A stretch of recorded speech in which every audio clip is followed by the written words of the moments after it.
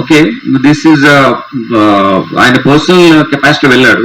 Police information కానీ police permission కానీ లేదు. ఆ సిచ్యువేషన్ లో ఆయన పర్సనల్ కాల్ ఆయన వెళ్ళారు. దీని గురించి చాలా ఎక్కువగా నేను I don't read between the lines. Will certainly take action as per law. FIRs అయినాయండి, ఒకటి రెండు ఇస్తున్నారు కంప్లైంట్స్ అట్లా. ఒకసారి ఇచ్చిన తర్వాత మళ్ళీ ఫర్దర్ వెరిఫికేషన్ క్లారిఫికేషన్ మళ్ళీ వాళ్ళు ఎఫ్ఐఆర్ ఇష్యూ చేయకముందే మేము మళ్ళీ విల్ కమ్ బ్యాక్ సార్ అని చెప్పి వెళ్ళినా ఉన్నాయి. So we are settle investigating this case. Will be very firm, will do whatever the way legal గా మేము ఏం చేయాలో చేస్తాం. అరెస్ట్ విషయం లేట్ ఏం కాదు, దాంట్లో మాకు ఇంకా మెడికల్ సర్టిఫికేట్ అవన్నీ తీసుకోవాల్సింది. దాని తర్వాత మేము ఆయన నోటీస్ ఇచ్చాము. ఆయన 24th వరకు టైం అడిగారు.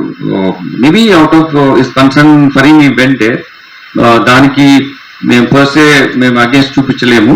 కాకపోతే ప్లస్ ఆయన ఇంజూర్డ్ అయినాడు కాబట్టి ఆయన వల్ల వెళ్ళి ఉంటారు. కానీ చట్టం ప్రకారం ఏది తీసుకుంటే అది మేము తప్పకుండా చర్య తీసుకుంటాం. No it is honourable court has given him time till 24th. We have to respect the court order.